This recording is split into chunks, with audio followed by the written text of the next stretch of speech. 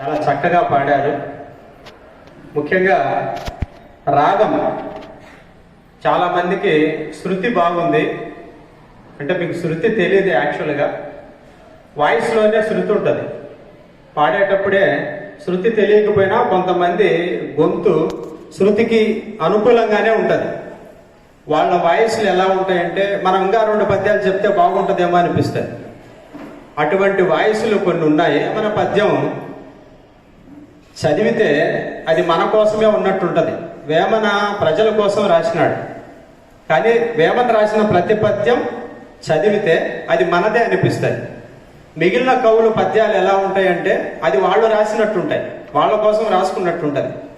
వేమన పద్యం మన కోసమే, అందుకే వినరా వేమ అంటాడు. కస్తూరి నటు చూడ కాంతి నల్లగా నుండు పరిమళించుదాని పరిమళంబు గురువులైన వారి గుణము ఈలాగురా విశ్వదాభిరామ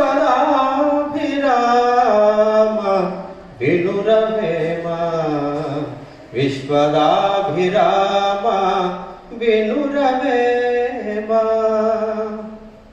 బ్రహ్మమనగ వేరే పరదేశమున లేడు, బ్రహ్మమనగ తానే బట్ట బయలు తన్ను తానిరిగిన తాజపో బ్రహ్మంబు ఈశ్వరాభిరామ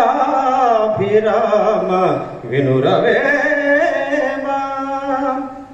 ఇది బ్రహ్మం అంటే వేమన పద్యం. ఒక్కొక్క పద్యం ఒకటి తత్వం ఉంటుంది, ఒక దాంట్లో జీవితం ఉంటుంది, ఒక దాంట్లో స్నేహం ఉంటుంది, ఒక దాంట్లో కుటుంబం ఉంటుంది. రకరకాల పద్యాలు ఉంటాయి. ఈ రకరకాల పద్యాలను మనం రాగం ద్వారా చెప్పడమే అందులో ఉండే సారాంశం. కాబట్టి ఏది ఏమైనా మమ్మల్ని ఇటువంటి కార్యక్రమానికి పిలిచి ఇంతగా మాకు గౌరవం ఇచ్చినందుకు రెడ్డి సేవా సమితి కార్యవర్గ సభ్యులందరికీ కూడా శిరస్సు వంచి నమస్కారాలు తెలియజేస్తూ ముగిస్తున్నాను. ధన్యవాదాలు.